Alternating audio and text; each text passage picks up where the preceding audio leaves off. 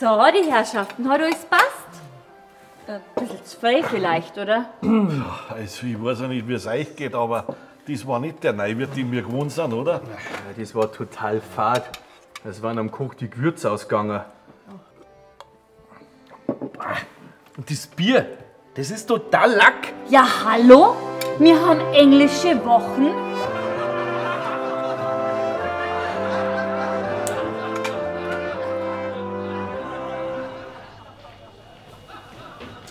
So, grüß euch beinand. Ist gut. Na, auch zum Urlaub hier? Nein, ich bin auf Reha da. Reha, ah ja, diese Ruperti-Klinik, nicht wahr? Nein, da herin. In der Brauerei?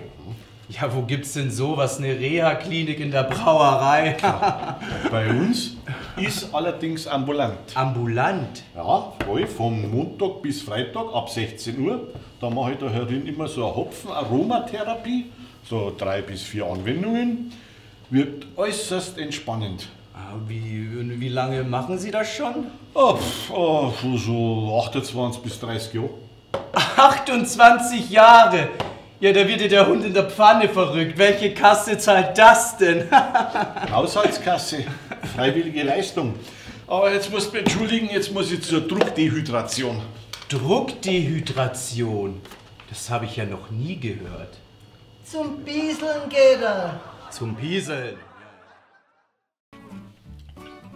Du, sag einmal, wie lange ist jetzt deine Frau schon auf Kur? 3 Wochen.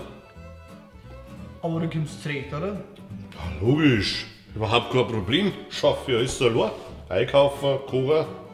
Also, kein Problem nicht. Na, wieso? Nein, ich meine ja gerade, weil deine Hosen fettig ausschauen. Ja, weil wir kein Shampoo mehr daheim haben. Ja, weil ich mir denke, du gehst selber einkaufen. Shampoo haben sie in dabei, war nicht. Mit dem Kochen haut es auch nicht so ganz hin, oder? Hä? Ich mag gerade, weil es so reinschaffst ist wie ein Narischer da herin. Ja, ich hab jetzt einmal ein bisschen mehr gekocht, damit es eine Zeit gelangt. Aber es kann ich nicht ahnen, dass das Zeug nach 3 Tagen schon hier ist. Ja, und waschen tust du auch selber, oder? Sieht man das? Das ist gut. Das ist gut. Die 4 Radler da, die abholen. Was für 4 Radler? Aber mir hat keiner was bestellt. Ja, die haben angerufen, dass sie abgeholt werden wollen. Das ist ein Witz, oder? Wir werden eh was wir kennen. Ja, ich find's nicht witzig. Mitten aus meinem Mädelsurlaub holt er mich raus, der Zipfi. So haben wir's ausgemacht.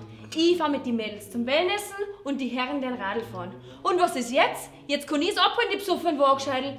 Nur weil wir den Bus haben. Die 4 Radler, meinen sie, die hocken da hinten.